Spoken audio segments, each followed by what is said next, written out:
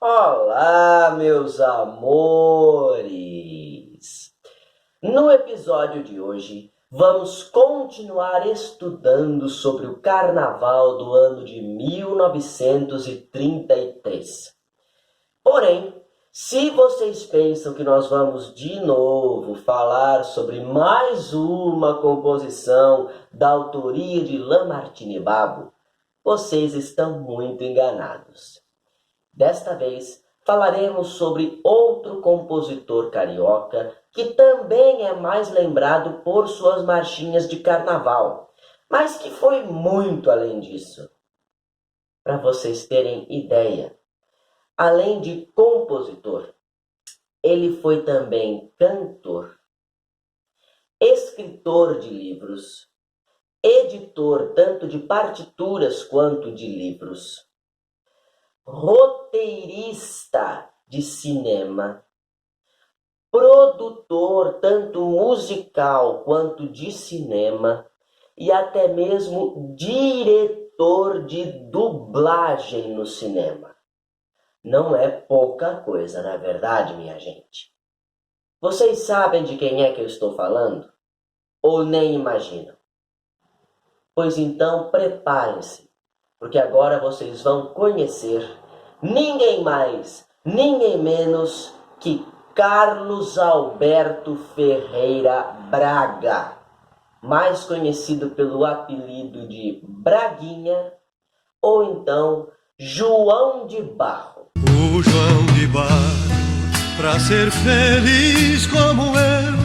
Carlos Alberto Ferreira Braga nasceu no dia 29 de março de 1907, na cidade do Rio de Janeiro, e desde criança recebeu o apelido de Braguinha por seus amigos de infância. Braguinha iniciou logo cedo sua carreira como compositor. Em 1923, portanto, aos 16 anos de idade, Braguinha compôs sua primeira canção, intitulada Vestidinho Encarnado. Anos mais tarde, em 1928, quando ele ainda era estudante do Colégio Batista do Rio de Janeiro, Braguinha fundou um conjunto musical com seu colega Henrique Brito. Este conjunto era chamado Flor do Tempo e chegou a fazer algumas apresentações importantes na cidade do Rio de Janeiro, como algumas na casa do empresário Eduardo Dale, dono das Casas Prat, que vendiam máquinas de escrever, acreditam nisso? Pois é.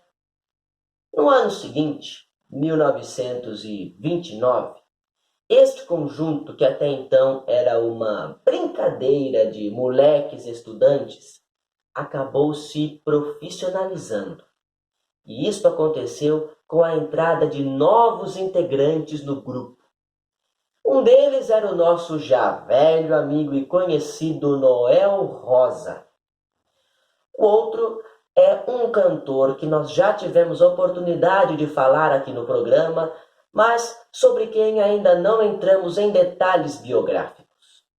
Trata-se de Henrique Forés Domingues, mais conhecido pelo nome artístico de Almirante. Foi o próprio Almirante que sugeriu a mudança do nome do grupo, juntamente com a mudança da formação dos membros. O Flor do Tempo passaria a se chamar então Bando de Tangarás.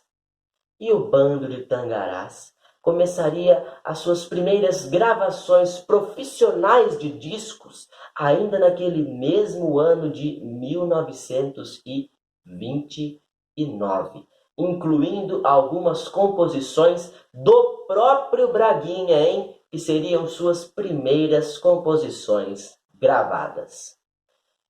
Só que tinha um problema, um grande problema. Àquela altura, Braguinha ainda era estudante, não mais do Colégio Batista do Rio de Janeiro, mas sim da Escola Nacional de Belas Artes, onde ele estudava o curso de arquitetura, um curso aprovado por sua família, a qual, por sua vez, desaprovaria se Braguinha ingressasse com tudo na carreira musical. Portanto, para ter o seu nome assinado ali nas composições gravadas pelo Bando de Tangarás, Braguinha criou a seguinte alternativa. Ele pensou num pseudônimo com o nome de Pássaro. Vejam só que coisa. E, ironicamente ou não, o pássaro que ele escolheu para ser seu pseudônimo aludia ao curso de arquitetura que ele estava estudando por pressão da sua família. João de Barro, como eu já disse para vocês no último bloco. Este pseudônimo acabaria se tornando num nome artístico que Braguinha carregaria para o resto de sua carreira, para o resto de sua vida. Por toda a minha vida. O Bando de Tangarás duraria até o ano de 1933, quando eles se separaram. Este seria o fim da carreira de Braguinha como cantor. Depois da separação do Bando de Tangarás, ele jamais voltaria a gravar um disco cantando uma música com sua própria voz. Porém, ao mesmo tempo, 1933 foi o ano do primeiro sucesso da longeva e consagradíssima carreira de Braguinha como compositor. E eu acho que eu não preciso nem dizer que este primeiro sucesso seria, obviamente, uma marchinha de carnaval. No ano seguinte, 1934, Braguinha foi convidado pelo cineasta americano Wallace Downey para trabalhar como assistente de direção no filme Alô, Alô, Brasil! Uma chanchada musical de carnaval dirigida pelo próprio Wallace Downey. Este filme, infelizmente, encontra-se perdido nos dias de hoje. Ou seja, isso quer dizer que os seus registros visuais já não existem mais, já se desintegraram, se perderam, restando somente os registros escritos sobre este filme. E nestes registros escritos consta que um dos números musicais presentes na chanchada era uma composição do próprio Braguinha, vejam só vocês. A partir desta primeira experiência, Braguinha sacou qual era o mecanismo de funcionamento desta mina de ouro. Ele começou a escrever seus próprios roteiros de cinema para suas próprias chanchadas musicais de carnaval.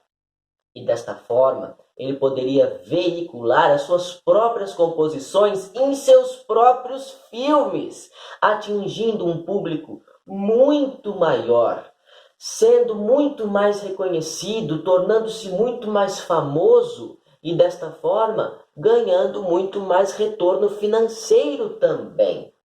Uma tacada genial deste artista multimídia que foi Braguinha. Sua experiência no cinema levou com que o próprio Wallace Downey o contratasse em 1938 para diretor de dublagem do primeiro longa-metragem de Walt Disney. Pois é, quem dirigiu a dublagem de Branca de Neve e os Sete Anões foi o próprio Braguinha. Ele que escalou dois dos maiores cantores da nossa MPB para os papéis principais.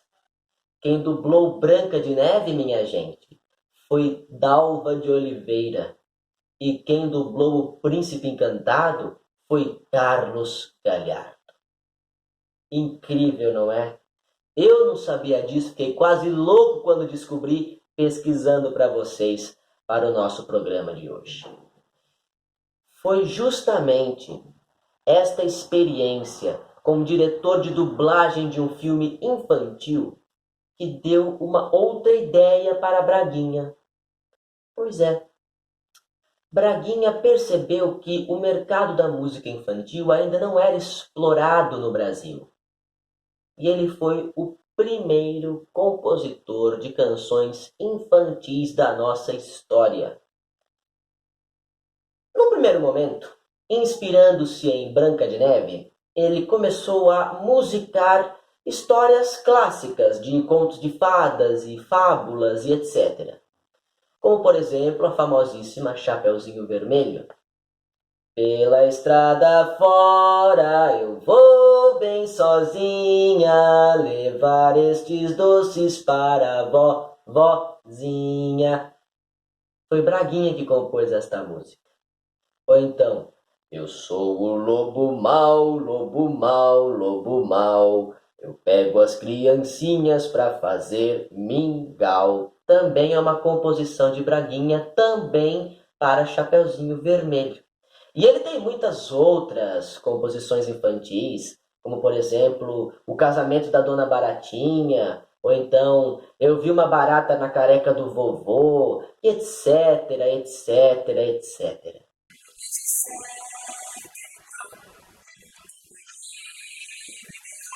Braguinha foi também diretor do departamento artístico de duas das maiores gravadoras de todo o país. Em 1938, foi Wallace Downey quem ofereceu este cargo a Braguinha nas gravadoras Columbia, onde ele permaneceu até 1943. A partir de 1943, Braguinha se transferiria para a concorrência, para as gravadoras Continental, cujo cargo lhe foi oferecido pelo próprio dono da empresa. Vocês podem perceber até agora que Braguinha deve muito de seu sucesso ao Wallace Downey. Vocês não concordam? Afinal de contas, foi Wallace Downey quem primeiro deu a chance a Braguinha como assistente de direção no filme Alô, Alô, Carnaval. E foi a partir daí que Braguinha teve a ideia de roteirizar seus próprios filmes para veicular suas próprias composições nestas chanchadas musicais. Foi Wallace Downey quem primeiro convidou Braguinha para ser diretor de dublagem de um filme da Disney, que foi Branca de Neve. E a partir de então, Braguinha teria sido diretor de dublagem de outros filmes da Disney, como Bambi, como Dumbo, fora que foi a partir do sucesso de Branca de Neve que Braguinha teve a ideia de começar a compor canções infantis. E por último, como eu acabei de dizer para vocês, foi o mesmo Wallace Downey que primeiro ofereceu a Braguinha o cargo de diretor do departamento artístico de uma gravadora. E depois, Braguinha conseguiria, por seu próprio mérito, por seu próprio trabalho, este mesmo emprego em uma outra gravadora concorrente. Mas não vamos esquecer, minha gente, por mais que Wallace Downey tenha sido o primeiro que investiu de fato em Braguinha, que viu o potencial no garoto e que lhe deu as asas para voar, o primeiro sucesso de João de Barro veio antes de sua parceria com o estadunidense. Não vamos esquecer disso, do Carnaval de 1933, que afinal de contas é o tema do nosso programa de hoje. A marchinha Moreninha da Praia, o primeiro sucesso de Braguinha como compositor, que foi gravado no dia 10 de janeiro de 1933, na voz do cantor Almirante, aquele mesmo que havia sido colega de Braguinha no bando de Tangarás. Não vamos esquecer que Braguinha fez tudo isto sozinho, sem o apoio de ninguém. Bom, vocês estão lembrados na semana passada, quando eu disse para vocês que aquela música do Lamartine Babo, Moleque Indigesto, provavelmente fosse uma composição de 32 e foi gravada em 33? Eu creio que, no nosso caso de hoje, Moreninha da Praia, tenha este mesmo caso, entendem? Porque eu já disse para vocês, a gravação de Almirante é do dia 10 de janeiro, 10º dia do ano. E certamente uma composição levaria mais tempo para passar pelo jugo, não é? Pelo departamento artístico de uma gravadora até bater o martelo e dizer, não, pode mandar gravar. Então, eu creio que a nossa música de hoje, Moreninha da Praia, seja uma composição de 32, gravada em 10 de janeiro de 33. Mas, novamente, assim como no nosso caso da semana passada, eu não encontrei nenhuma fonte que me desse garantia, que me desse certeza disso. Noves fora, independentemente disso, vamos finalmente falar sobre a nossa música de hoje, sobre esta marchinha de carnaval que é uma delícia! Delícia, delícia, assim você me mata. Moreninha querida, da beira da praia, que mora na areia todo verão, que anda sem meia em plena avenida, varia com as ondas do seu coração. Minha gente, só por este refrão já é possível perceber qual é o tema principal, não só desta, mas de quase todas as marchinhas carnavalescas de João de Barro. E este tema principal é a mulher brasileira como protagonista de situações do cotidiano carioca, abordadas com uma certa dose de malícia. E neste caso, a malícia no nosso refrão está contida no fato da moreninha andar sem meias, não na areia da praia, mas em plena avenida lotada de gente para todo mundo ver.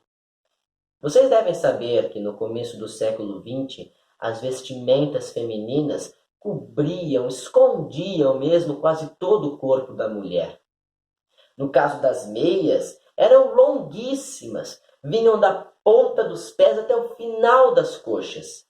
E você já imaginou usar tudo isso de roupa num calor como aquele que faz no Rio de Janeiro? Devia ser uma coisa sufocante mesmo, não é? Melhor nem pensar. E na década de 30, muitas mulheres começaram a se libertar desta prisão em que o excesso de roupas as colocavam. Uma das primeiras peças a serem retiradas foram as meias. E isto chegou a escandalizar alguns setores mais conservadores da sociedade, bem como a prejudicar alguns comerciantes de meia, acreditem se quiserem. Isto estava presente em uma das fontes que eu consultei. E Braguinha soube retratar com perfeição estas mudanças na sociedade, na nossa música de hoje. Outra das características da Moreninha da Praia é a sua inconstância, visto que o seu coração varia feito as ondas do mar, que vão e que vêm, que vão e que vêm, como parte de sua própria natureza mesmo. Nas estrofes seguintes, que são duas, Braguinha vai colocar também esta morena como uma pessoa quente, calorosa, sabe, caliente mesmo, fogosa, melhor dizendo, afogueada. Vejam só. Queimei-me todo outro dia, mas não sei bem o que seria se o sol do mar ou o sol que trazes dentro do teu lindo olhar. Percebam o olhar da morena como algo abrasador, algo que queima aquele que o observa. E por fim, na última estrofe, a tua ardência me assombra, tu tens 40 graus à sombra, desta maneira, só mesmo te botando numa geladeira. Percebam então a morena colocada como algo ardente, né? Algo como uma pele abrasadora, algo que realmente irradia um certo calor em quem está por perto. E como remédio para baixar este fogo, para esfriar as coisas, só colocando numa geladeira mesmo, não tem outro jeito não. Antes de me despedir, eu vou deixar para vocês aí na descrição do vídeo 2 links. O primeiro é a gravação original de 10 de janeiro de 1933, de Moreninha da Praia na voz de Almirante, e a segunda é a gravação que se encontra neste caderninho da coleção. Caderninho de número 13, que vai falar sobre o Braguinha. A faixa número 11 é Moreninha da Praia e o intérprete é Mário Reis. Espero que vocês gostem. Nosso programa de hoje vai ficando por aqui. Abraços no coração de vocês, beijos na alma e lembranças do Eli. Obrigado pela paciência. Tchau!